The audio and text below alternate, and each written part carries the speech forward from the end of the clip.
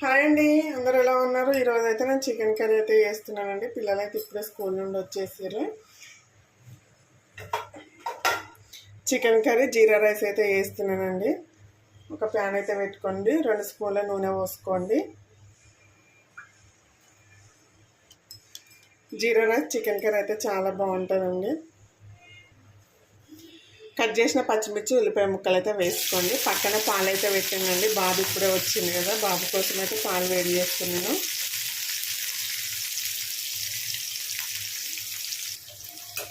వీడియోస్కి అయితే అందరు సపోర్ట్ చేయండి ఫ్రెండ్స్. ఎవరైతే లైక్ చేయట్లేరు, వీడియోస్లో అయితే చూడట్లేరు, ప్లీజ్ ఫ్రెండ్స్ అందరు చూడాలని నేనైతే మనస్ఫూర్తిగా కోరుకుంటున్నాను. ఉల్లిపాయలు అయితే మంచిగా వేయించుకుందామండి. నేనైతే టీ తాగుతున్నాను ఫ్రెండ్స్. కర్రీ వండుకుంటానైతే టీ తాగుతున్నాను. అల్లం టీ పెట్టాను.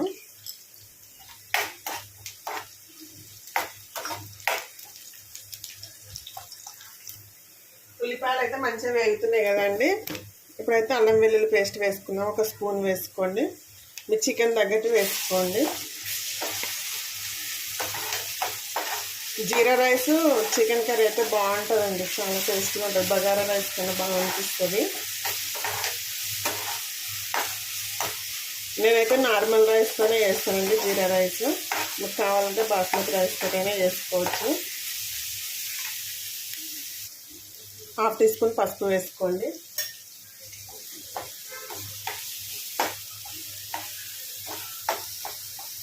ఇప్పుడైతే చికెన్ వేస్తున్నానండి.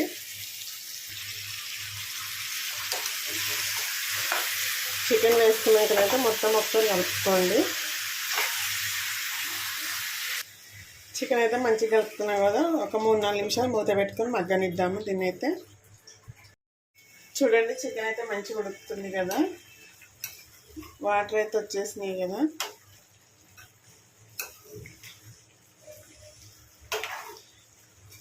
కారం వేసుకున్నాం ఫ్రెండ్స్. ఇప్పుడైతే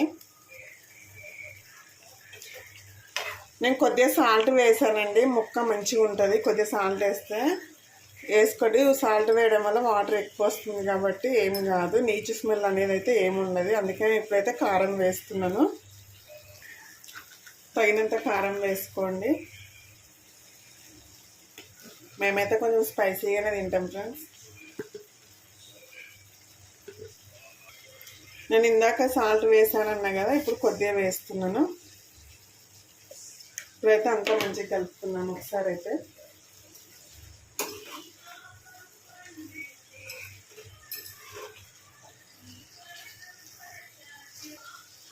ఒక 5 మినిట్స్ అయితే మూత పెట్టుకొని మంచి కారం ఉప్పు అనేది అయితే ముక్కలకు పట్టేటట్టుగా మగ్గనివ్వండి. ఇప్పుడే వాటర్ వేయకండి.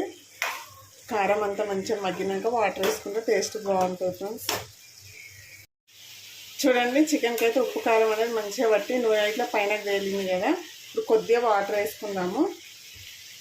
నేనైతే కొద్దిగానే వేస్తున్నాను అండి, మీ ఇష్టం.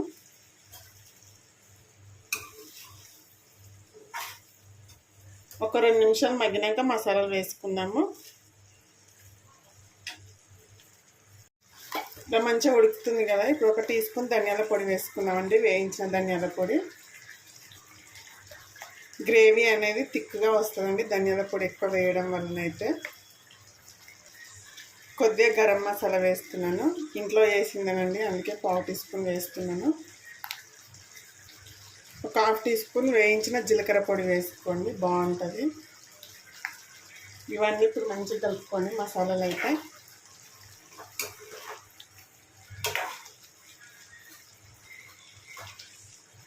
మరొక 5 నిమిషాలు మూత పెట్టి మగ్గనివ్వండి, కూర రెడీ అవుతుంది. ఒక్కొక్కసారి ఒక్కొక్క రకంగా చేస్తాం కదండి, ఇదో రకం అందులో. చూడండి, చికెన్ కర్రీ అయితే రెడీ అయిపోయిందండి. కొద్దిగా కొత్తిమీర అయితే వేసేసుకున్నాము. ఓకే అండి, చికెన్ కర్రీ రెడీ అయింది కదా. ఇది పక్కన పెట్టేసుకొని రైస్ కోసం అయితే పెట్టేస్తాను.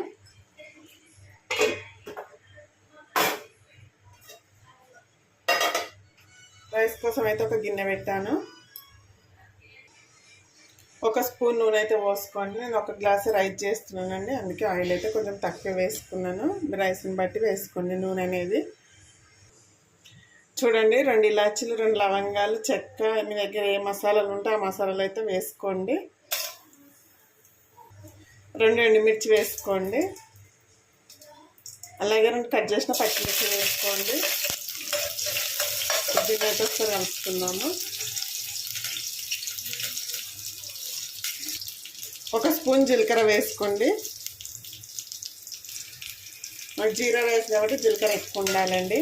జీలకర్రని అయితే మాడనివ్వకండి, మాడితే టేస్ట్ అయితే బాగోదు, చేదు వస్తుంది. కొద్దిగా కరివేపాకు వేసుకోండి. కొద్దిగా కొత్తిమీర అయితే వేసుకోండి. ఇప్పుడు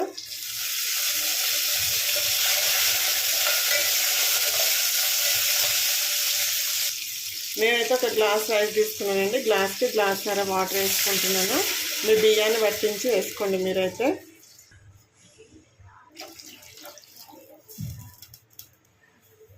తగినంత సాల్ట్ వేసుకున్నాము. సాల్ట్ అయితే వాటర్ అనేది ఉప్పుగా ఉంటే టేస్ట్ చాలా బాగుంటుందండి, మరీ చప్పగా ఉండొద్దు. తగినంత సాల్ట్ అయితే వేసుకోండి. ఈ వాటర్ అనేది మరిగేదాకనైతే మూత పెట్టేసుకుందాం. ఇప్పుడు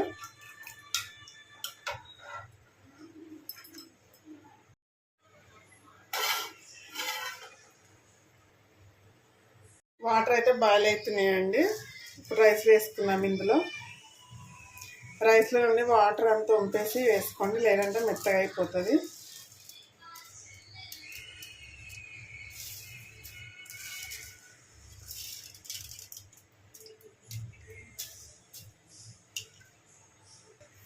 రైస్ అయితే వేసాం కదా, ఒకసారి కలుపుకుందాము.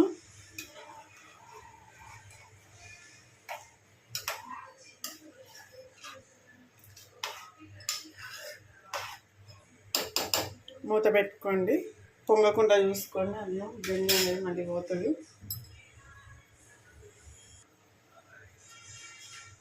ఒక 2-3 నిమిషాల్లో ఉడుకుతుంటుంది కదండి, ఒక్కసారి కలుపుకోండి. ఒకసారి కలిపినామంటే సరిపోతుంది. అంటే కొన్ని బియ్యం తిరిగి ఇట్లుంటాయండి, కొన్ని కొత్త బియ్యం అయితే గడ్డ కడుతుంది కదా.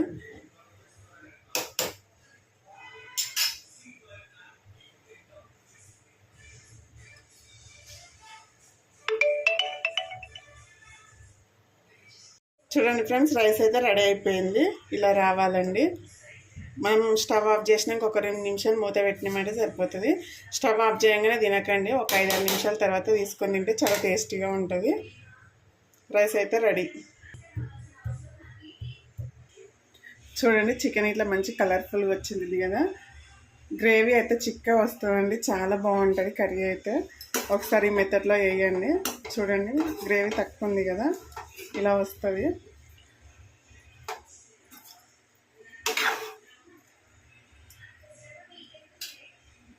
ఓకేనా మరి.